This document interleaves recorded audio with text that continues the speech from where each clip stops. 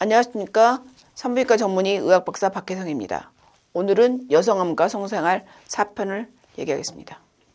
Sexuality After Cancer Treatment 챕터 5 질곤두증과 성교통에 대한 이야기를 하겠습니다. 산부인과에 가장 많이 오는 것이 이 문제이고 실은 제가 가장 관심이 있는 부위입니다. 특히 유방암 환자들은 에스트로겐 리셉터가 있는 경우도 있고 없더라도 에스트로겐 수용체가 없더라도 에스트로겐을 쓰는 것이 굉장히 부담스럽습니다. 근데 계속 얘기를 해봤지만 성관계할 때 에스트로겐하고 테스토스테론 굉장히 중요하고 특히 에스트로겐은 질의 윤활과 탄력, 그 다음에 애액 분비, 성감 이런 데 굉장히 중요하거든요. 그래서 에스트로겐을 써야 되는데 에스트로겐을 쓸 수 없는 여성의 질곤두증과 성교통을 해결하는 것이 그렇게 쉬운 일이 아닙니다. 그래서 오늘 강의는 꼭 성교통이나 질곤두증이 있는 분들이 들어주셨으면 하고요. 그리고 이 질곤두증과 성교통에 대한 제품을 만드시는 분들도 오늘 강의는 도움이 될 거라고 생각합니다. 폐경기 여성이나 항암요법을 받는 여성이 겪는 주요 문제 중 하나가 질곤두증입니다. 적절한 수준의 에스트로겐이 있어야지 질이나 외음부 조직을 부드럽고 탄력 있고 윤활 있게 유지가 되는데 문제는 에스트로겐 수치가 너무 낮아져서 세포에 영양을 공급하기도 충분하지 않고 질곤두증이 발생하면서 질이 가렵고 그 다음에 질의 감염 가능성이 증가하고 성교 시 통증을 생깁니다. 건조가 심할 경우는 삽입할 때 성교 후에 출혈도 발생해서 무서워서 못하게 됩니다. 질곤두증은 성관계에 가장 큰 영향을 미칩니다. 질곤두증이 있으면서 성교통이 생기고 그러면 섹스리스가 되고 그 다음에 각방 쓰고 결혼하고 그다음 별거하고 그러다가 나중에 이혼까지 갈 수 있기 때문에 질곤두증은 어마어마하게 중요한데 여성들이 유방암 수술하게 되면 무슨 질하고 무슨 상관이 있어 이렇게 생각하지만 유방암 수술 후에 항암제를 쓰잖아요. 그러면서 안티에스트로겐, 에스트로겐을 떨어뜨리거든요. 그러면 반드시 질곤두증이 생기고 이 질곤두증이 복병이 될지는 아무도 상상을 할 수 없습니다. 근데 굉장히 큰 영향을 미치고 부작용이 생길 수 있습니다. 그래서 질곤두증을 교정하는 것은 필수입니다. 필수. 암은 치료했는데 남녀 사이가 멀어지거나 가정이 깨지게 되는 이유가 이 질곤두증입니다. 그래서 질곤두증 증상을 완화하기 위해서 사용할 수 있는 여러 가지 제품이 있고 특히 이제 호르몬이 아닌 비호르몬 제품을 쓰거나 만약에 호르몬을 써야 된다고 하면 국소적으로 써야 됩니다. 질곤두증과 성교통을 비교를 해보면 항암 치료를 하거나 암 치료를 하신 분들의 치료 중에 질곤두증 119% 증가합니다. 치료 6개월 후에 질곤두증 131% 증가, 치료 후 1년 후 질곤두증 158% 증가. 이렇게 질곤두증은 대부분의 항암 치료한 여성이 경험하고 지속적으로 그리고 끝까지 좋아지지 않는 부작용 중에 하나입니다. 이제 성교통, 고통스러운 성교는 치료 중에 성교통의 137% 증가, 6개월에 147% 증가, 치료 후 1년 후에 163% 증가합니다. 삽입을 하는 성교 중에 질곤두증과 통증은 항암 치료가 끝난 다음에 첫 해에 계속 증가합니다. 통증은 치료되지 않은 질곤두증과 관련이 있고 그러면 치료한 질곤두증이 되면 통증이 좋아지겠죠. 그러니까 이걸 해결하면 이것도 같이 해결될 가능성이 높습니다. 그러니까 해결하려면 이걸 해결해야겠죠. 질곤두증이 너무 심해서 빨리 걸으면 질에 금이 갈까봐 두려웠어요. 질이 완전히 말랐기 때문에 남편이 다른 파트너를 찾아야 한다고 생각하기 시작했습니다. 윤활제 없이 성관계를 해서 일주일 동안 내내 아팠습니다. 제가 화학요법을 마친 후에 성관계를 시작했는데 두 분 모두 성교 후에 출혈이 있었고 두려워서 2년 동안 성교를 하지 않았습니다. 우리는 결혼한 지 3년밖에 되지 않았습니다. 나는 지금까지 누구에게도 내 문제를 언급한 적이 없습니다. 질벽이 얇아지면서 생긴 통증이나 불편함을 좀 회복해야 되거든요. 노스 아메리카, 북아메리카의 폐경 학교에서는 규칙적인 질성교를 하면서 비호르몬 요법을 쓰는 것이 첫 번째 치료다 이렇게 말을 하고 있습니다. 근데 이 비호르몬 요법을 써갖고 성교통을 없애야 되고 성교통을 없앤 다음에 규칙적으로 하는 것이 좋다 이렇게 말하고 있는데 아프면 할 수가 없겠죠 성관계를. 그래서 아프지 않게 건조하지 않게 만들어야 됩니다. 질의 윤활제, 질의 보습제 그리고 비호르몬 치료나 아니면 호르몬 국소 치료가 있는데 첫 번째가 이제 질윤활제, 영어로는 루브리칸트라고 합니다. 성교 중에 조직을 촉촉하게 하기 위한 임시 수단이고 질과 외음 생식기에 바르는 젤이나 액체가 루브리칸트라고 얘기합니다. 윤활제는 외부의 소음순, 대음순 같은 것, 그리고 내부의 질 조직의 마찰을 줄이기 위해서 고안되었고, 전이나 성교, 섹스 토이를 사용할 때 이 마찰로 인한 국소적인 불편함이나 통증을 줄이는 데 좋습니다. 피부에는 흡수가 되지 않고 성적 쾌감을 높이고 일시적인 해결책이겠지만 질 조직의 수분 회복이나 유지에 장기적인 영향은 없습니다. 특히 해는 없죠. 약국이나 아니면 인터넷으로 구입할 수 있고 필요에 따라서 올바른 윤활유를 선택하는 게 많고 수성이나 실리콘 유성이 있고 각각 장단점이 있습니다. 피부에 조금 발라서 자극적인지 먼저 확인한 다음에 쓰는 게 좋고 24시간 후에도 아무런 반응이 없으면 사용하는 것이 안전합니다. 윤활제 선택할 때 주의사항이 있는데 윤활제는 진짜 어마어마하게 많이 있습니다. 그리고 남자들이 부인이 안 해줄 때 본인이 어디서 사오기도 하고 그런데 주의사항이 있습니다. 일단 자극성이 있는지 없는지. 굉장히 예민한 사람들은 글리세린이나 파라벤이 포함되지 않은 윤활제를 쓰는 게 좋고요. 그다음에 이제 콘돔과 호환성이 있는데 젊은 여성이나 그럴 경우 가임기 여성들 콘돔을 썼는데 만약에 콘돔이 찢어지거나 녹아버리면 피임이 안 되잖아요.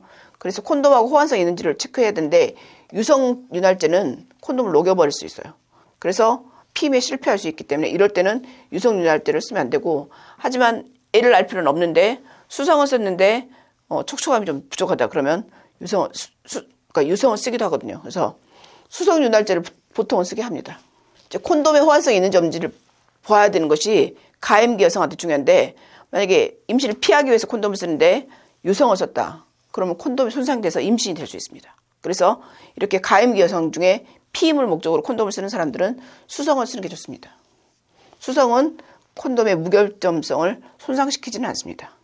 그리고 만약에 유성이나 이런 거 써야 된다. 나는 너무 건조해서 수성 갖고는 안 된다. 그런 사람들은 라텍스가 아닌 콘돔, 그러니까 콘돔 중에 라텍스 아닌 콘돔을 쓰면 됩니다. 만약에 임신을 해야 된다. 그럼 정자의 생존율이 중요하잖아요. 그러니까 정자가 죽어버리면 안 되니까 이럴 때는 글리세린이나 올리브오일이나 식물성 기름, 타액 같은 것들이 다 정자 기능을 떨어뜨리거든요. 그러니까 이런 것이 들어있지 않는 걸 써야 됩니다. 그리고 아스트로글라이드나 리플랜스는 질의 폐하를 변화시키기 때문에 정자 기능을 감소시키거든요. 그래서 이 프리시드라고 하는 윤활제가 있습니다. 이것은 정상적인 폐하를 유지하면서 그리고 임신을 원하는 여성에게는 다른 윤활제가 아니라 프리시드를 사용해야 합니다. 윤활제를 쓰는데 조금 오르가즘을 더 느끼고 싶다. 그럴 때는 열감이 있는 윤활제를 쓰거든요. 이거는 생식기에 열감을 일으켜서 성적 오르가즘을 느끼기 더 좋게 만든 건데 주로 거기에는 멘톨, 아르기닌, 캡사이신이 첨가되어 있어서 열감이나 냉감이나 이렇게 유발할 수 있는데 혈관을 확장시키는 역할을 하거든요. 그래서 어쨌든 성적 기능을 향상시키거나 오르가즘을 촉진하는 것으로 과학적으로 입증이 되었고 그럴 때 이런 특수한 열감이 있는 특수 윤활제를 씁니다. 그 외에 이제 그 인공향을 가미해서 좀 맛있는 윤활유, 향이 있는 윤활유를 첨가하는 경우도 있습니다. 하지만 이것은 질 조직을 자극할 가능성이 있기 때문에 향이 나는 윤활제는 이때는 너무 예민한 여성은 피하는 것이 좋습니다. 나는 인공적인 건 절대 쓰고 싶지 않다. 그러면 이제 천연 윤활제를 써야 되는데 가장 많은 것이 코코넛 오일입니다. 이건 극찬을 받고 있고 75도 온도에서는 코코넛 오일은 액체고 75도 이하에서는 고체가 됩니다. 근데 코코넛 오일은 항진균성, 항바이러스성, 항균성을 가지고 있기 때문에 갱년기 여성의 질 감염을 예방하는 데도 탁월한 역할을 하고 향이 좋고 맛도 좋고 무해하기 때문에 코코넛 오일을 많이 쓰고 있습니다. 그리고 그 외에 쓸 수 있는 건 올리브 오일인데 이것도 저렴하고 쉽게 구할 수 있는 천연 윤활제입니다. 하지만 코코넛 오일이나 올리브 오일은 라텍스 콘돔을 사용했을 때 권장되지 않습니다. 왜냐하면 이거는 콘돔에 파손을 시킬 수 있기 때문에 피임을 해야 된다 그러면 쓰면 안 되겠죠. 이제 실리콘계 윤활제가 있습니다. 아이디 밀레니움, 피저, 핑크, 아스트로글라이드 X인데 이것은 건조가 적고 이건 콘돔과 같이 쓸 수 있고 이거는 콘돔과 같이 또 쓸 수 있고 이거는 방수가 되고 오래 지속되고 이렇게 각 윤활제마다 특성이 있으니까 그 특성을 보고 사용하는 게 좋습니다. 수성 윤활제가 있는데 이 윤활제 중에 수성은 다 성분이 물입니다. 다 물이죠. 이렇게 물이 들어가 있고 슬리퍼리 스터프, 아스트로글라이드, 그다음에 KY 젤리, 서머스 아이, 서머스 이브, 팸글라이드 이런 게 있습니다. 그러니까 보통 그냥 무난하게 쓰고 싶다 그러면 수성 윤활제를 씁니다. 그 외에 수성에는 Just Like Me 이것도 물이죠. 리퀴드 실크 이것도 물. 그다음에 프리시드 이것도 물인데 특히 이 프리시드는 임신을 시도하는 여성에게 쓸 수 있습니다. 천연이면서 유성 윤활제가 있습니다. 엘레간스 우먼스, 루브리칸트, 올리브 오일, 코코넛 오일이 있는데 이것은 다 성분이 오일이죠. 그리고 글리세린 주로 오일 성분인데 이것도 오일인데 이거는 콘돔과 다 호환이 안 됩니다. 콘돔을 녹여버리죠. 하지만 루브리칸트만 콘돔과 호환이 가능하고 그리고 만성 외음부 염증을 가진 여성에게 유성이면서 쓸 수 있는 것이 루브리칸트입니다. 질 윤활제는 루브리칸트고 보습제가 있습니다. 이거 모이스처라이저거든요. 보습제는 윤활제하고는 다릅니다. 수분을 유지하는 데 도움이 되고 그리고 윤활제로는 설계되지 않았고 일주일에 여러 번 정기적으로 보습제를 바르면 질 건조를 줄여줍니다. 질 보습제는 수분을 유지하기 위해서 쓰고 젤이나 크림 타입으로 되어 있습니다. 보통 호르몬 제품보다는 덜 효과적이지만 질건조증 증상을 치료하고 성교 중 불편함을 크게 줄이는 것으로 나타났고 처방전 없이 구입할 수 있습니다. 그 윤활제는 성관계 전에 쓰는 거고 보습제는 평소에 수분을 유지하기 위해서 쓰는 겁니다. 그러니까 우리가 피부에 바르는 모이스처라이저 같은 것이 이 질에 바를 수 있는 질 보습제고 보통 주 3회 이런 식으로 쓸 수 있는데 리플랜스, 모이스터 어게인, 베지실, 페미닌 모이스처라이저, 페미네이즈 성분 이렇게 있는데 이것도 주로 물이 다 들어있죠. 수분이 중요하니까. 그리고 그 외에 다른 것들이 포함되어 있고 이거는 페미네이즈는 알로에 대신 보습제로 사용할 수 있고 모이스터 어게인은 라텍스 콘돔과 사용하는 것이 안전하고 이렇게 각각의 특징에 맞게 쓸 수 있습니다. 모이스처라이저 중에 KY가 아까 윤활제인데 보습제 중에 롱 레스팅 모이스처라이저도 있고 KY 실크 E, 루벤스 프리바이오틱 베지널 모이스처라이저 이런 것들이 있는데 이거는 박테리아와 효모를 억제하는 기능이 있고 각각 특성에 맞게 쓰면 되겠습니다. 비호르몬이 모이스처라이저하고 루브리칸트가 있다고 하면 그 다음에 이제 국소적으로 질의 호르몬 요법이 있습니다. 이거는 보통 윤활제하고 보습제를 정기적으로 썼어요. 근데도 잘 안 된다. 완벽하지 않다. 그럴 때 사용할 수 있습니다. 국소적으로 비전시적으로 쓰는데 에스트로겐 수용체가 양성으로 판정된 유방암 환자는 보통 전신 에스트로겐 요법을 쓸 수가 없거든요. 그리고 질건조증 치료의 첫 번째로 질 윤활제 보습제를 쓰고 그래도 해결이 안 된다. 그러면 생각을 해볼 수가 있는 제품입니다. 국소 에스트로겐 요법은 보통 6주 후에 한 8, 90%가 증상을 개선했고 4주 후에 봤더니 혈중 농도가 거의 전신에 영향을 미치지 않았습니다. 이 에스트로겐 쓸 때 유방암 환자는 실은 굉장히 부담스럽거든요.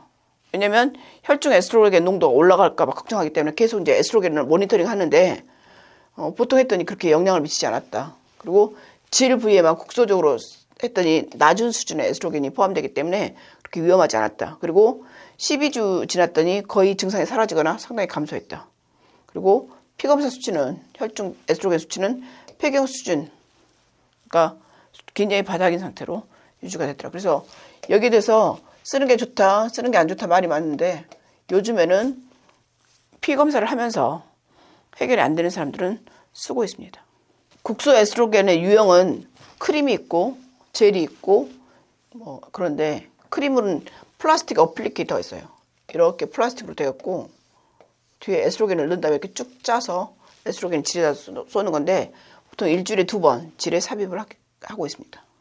그 다음에 에스트로겐 크림도 있는데 질 크림, 프리메인, 이스트레이스, 에스트라진 이런 게 있는데 보통 하루에 0.5g씩 3주간 그 후에는 일주일에 2번 처음에는 매일 넣다가 3주 동안 그 다음에는 일주일에 2번 넣는데 우리나라 오베스틴이 이런 식으로 하죠. 오메스틴이 질정인데 3주간을 매일 넣었다가 그 다음에 3주가 지나면 일주일에 2번 넣습니다. 이스트레이스는 이것도 크림의 형태인데 1주나 2주 동안은 매일 넣고 그 후에는 일주일에 2번. 에스트라진도 마찬가지죠. 이렇게 쓸 수 있습니다. 에스트로겐 질정도 있는데 보통 콩으로 만든 식물성 에스트라다이올 정제고 2주 동안 매일 질에 삽입하고 그 다음에는 일주일에 2번. 베지폼 정제나 질크림도 있고 이렇게 에스트로겐 수치를 검사했더니 폐경 후 수치 이내 수치가 별로 높아지지 않다 이렇게 말을 하고 있습니다. 에스트로겐 질 링이 있습니다. 링. 이렇게 링 모양으로 질에다 이렇게 넣는 건데 3개월 동안 에스트로겐을 천천히 방출시켜서 조절하는 거고 보통 이렇게 돼 있고 팹링도 있고 우리나라에는 현재는 없습니다. 특히 여성암 중에 유방암 환자들이 가장 고민인 것이 에스트로겐이 항암 후에 쑥 떨어져 있는데 에스트로겐을 쓸 수 없기 때문에 질곤두증이나 성교통 그리고 에스트로겐이 온몸에 300군데 수용체가 있는데 그걸 해결할 수 없기 때문에 굉장히 고민이 많습니다. 특히 에스트로겐 수용체 양성인 경우 재발할 수 있다는 두려움 때문에 많은 유방암 환자들은 그 여성 호르몬 치료를 주저합니다. 하지만 암이 에스트로겐 수용체 음성인 경우 에스트로겐을 포함하는 국소요법을 피할 필요는 없습니다. 수용체 음성이 굉장히 중요한 거죠. 연구에 따르면 국소 에스트로겐 요법을 사용해서 질의 위축, 건조, 비뇨 증상을 치료했을 때 전신 에스트로겐 수치가 폐경기 범위 내에 있기 때문에 안전할 거라고 생각을 하고 있고 유방암 환자에게 질 좌약이나 질링, 그다음에 이제 크림 같은 게 있는데 전신 흡수가 걱정되는 사람에게 치료를 할 수 있고 이 크림을 썼을 경우는 훨씬 더 많은 양이 순환기로 전달할 수도 있다고 합니다. 질 내에 DHA 좌약이 있는데 우리나라에는 없는데 이것이 질곤두증도 치료할 수 있고 특히 중등도나 중증의 질 위축 중에 12주 동안 매일 썼을 때 성적 활동 중에 욕구도 증가하고 각성도 증가하고 오르가즘도 증가하고 통증도 감소하는 효과가 있었습니다. 이게 우리나라에 오면 참 좋겠습니다. 그리고 에스트로겐 혈중 에스트로겐 수치가 증가하지 않았기 때문에 에스트로겐 수용체 양성에게도 선택할 수 있습니다. 그리고 의사의 처방이 필요합니다. 그래서 에스트로겐 수용체 양성인 사람이 쓸 게 별로 없거든요. 근데 여기에 쓸 수 있는 질 내 DHA 좌약이 있고 이게 성욕도 좋아지고 각성도 좋아지고 오르가즘도 좋아지고 통증도 감소하니까 굉장히 좋은 약인데 우리나라에 아직 없습니다. 이제 손상된 질 조직을 복원시키는 것이 중요한데 성교 후에 통증이 있거나 출혈이 있을 때 질 조직에 손상이 생기잖아요. 그러니까 이걸 이제 복구하는 게 좋은데 손상된 조직을 복구하려면 삽입 성교를 다시 시작하기 전에 조직이 치유가 되고 건강한 상태로 되돌아갈 수 있도록 어떤 뭔가 개입이 필요합니다. 이럴 때 목표는 이 손상된 조직을 치유하고 조직으로 가는 혈류량을 증가시키는 것입니다. 그때 쓸 수 있는 것이 비타민 E인데 얼굴에 비타민 E 이렇게 생긴 거 발라보셨어요? 비타민 E를 이렇게 부드럽게 마사지해서 조직을 촉촉하게 유지할 수 있습니다. 비타민 E 캡슐이 있으면 거기다 구멍을 뚫고 손가락에 기름을 짠 다음에 질에 손가락을 넣은 다음에 압력을 사용해서 이렇게 적응하거나 아니면 탐폰에 비타민 E 캡슐을 여러 개 넣은 다음에 넣어서 하거나 이렇게 질에 삽입해서 마사지를 하거나 이렇게 하면 비타민 E 오일이 굉장히 질 조직을 부드럽게 할 수 있습니다. 1, 2주 동안 마사지를 하면서 비타민 E를 바르고 나면 다음 단계는 질로 가는 혈류를 증가시켜서 치유 속도를 높이는 것인데 특히 전이 때 사용하거나 이럴 때 좋고 그 다음에 윤활제나 코코넛 오일을 사용하는 것도 좋습니다. 그리고 음액을 부드럽게 만지면서 성적 흥분을 촉진시키고 그 다음에 혈류를 증가시켜서 이렇게 치유를 촉진하는 것이 목표입니다. 그리고 이 조직은 치유가 다 끝나면 삽입을 해야 되고 완전히 치유가 된 다음에 성관계를 시도하는 것이 좋겠습니다. 1, 2주 동안은 혈류를 촉진시키기 위해서 자주 성적 흥분을 시도한 다음에 3, 4주가 지나서 조직이 완전히 가열되면 그때 이제 삽입을 할 준비를 하는 거고 그 다음에 성적 흥분과 비타민 E 마사지를 한 다음에 통증이 없으면 그 다음에 이제 규칙적인 성관계를 하고 그 다음에 그렇게 그 후에 조직이 건강한 상태를 유지하도록 하는 게 좋겠습니다. 저한테 오시는 분 중에 질 협착증이 돼서 오시는 분들이 많아요. 한 5년, 10년 섹스리스였거나 암을 치료한 동안 성관계를 안 해서 이미 질이 딱 좁아지고 굳어서 오시거든요. 이런 걸 이제 질협착증인데 이렇게 질 입구가 좁아져서 삽입이 이제 안 되는 상태예요. 이럴 때 조직이 원래 크기대로 늘기 위해서는 이제 질 확장제 그리고 건조증 치료를 같이 하는 게 좋습니다. 그리고 확장기는 일주일에 한 3번에서 5번. 그리고 그 다음에 확장기가 들어가거나 동시에 질건조증 치료를 같이 하는 게 좋습니다. 외부 생식기에 데오도란트 스프레이나 향수, 분말을 피하고 거품 목욕이나 뜨거운 욕조도 피하는 게 좋고요. 꽉 끼는 옷도 피하고 팬티 가랑이 부분에 합성섬유 사용하지 않는 게 좋고 데오도란트가 포함된 팬티 라이너도 피하고 탐폰도 피하고 그리고 베나드릴이 그 수면제로 쓰는 거거든요. 클로르 트리메톤 같은 항히스타민제 장기간 사용하는 거 피하고 슈다패드 같은 충혈 완화제 장기간 사용을 피하는 게 좋습니다. 그리고 해결이 안 되면 의료적인 도움을 요청하는 게 좋은데 본인이 겪고 있는 문제도 설명하고 그다음에 문제를 경험한 기간, 치료약에 사용했던 치료 같은 것이 성공적인지 이런 거를 의사에게 제공하고 그다음에 상담을 받고 치료를 하는 게 좋겠습니다. 질이 건조하거나 성교할 때 통증이 있거나 비뇨기 증상은 에스트로겐 수치가 떨어져서 생기는 부작용입니다. 그래서 이런 증상을 완화하기 위해서는 여러 가지 치료가 필요하죠. 질 보습제는 질의 수분을 유지하는 데 도움이 되지만 성교를 위한 윤활제로 고안된 것은 아니고 윤활제는 성교 전에 충분히 바르면 불편함이나 통증을 좀 줄여줍니다. 하지만 최상의 윤활제 선택은 콘돔을 사용하는지 여부, 임신을 원하는지, 글리세린이나 파라벤에 대한 부작용이 있는지 없는지에 따라서 달라집니다. 일부 여성들은 보습제나 윤활제가 증상을 완화하지 못하기 때문에 이럴 때 이제 질크림이나 질링, 질정제를 포함한 국소 에스트로겐 요법이 필요한데 이것은 담당 쌤하고 상의하는 게 좋겠습니다. 국소 에스트로겐 요법이 있는데 이거는 전신적인 에스트로겐 수치를 약간은 증가시키지만 폐경 상태로 유지하기 때문에 에스트로겐 수용체 양성 유방암 환자에게는 안전한 요법으로 요즘 이야기되고 있습니다. 대부분 몇 주 이내에 에스트로겐 결핍 증상의 감소를 경험하고 12주 정도 되면 상당히 완화가 됩니다. 하지만 국소 에스트로겐 요법은 의사와 반드시 처방이 필요하기 때문에 상담을 해야 됩니다. 그리고 성교 후에 심한 통증이나 출혈을 경험한 여성은 이 손상된 질 조직에 대한 회복을 위해서 매일 비타민 E 질 마사지를 하는 것이 좋고 이렇게 하면 질 혈류량이 증가하기 때문에 삽입 없이 성적 호르몬이 추가가 됩니다.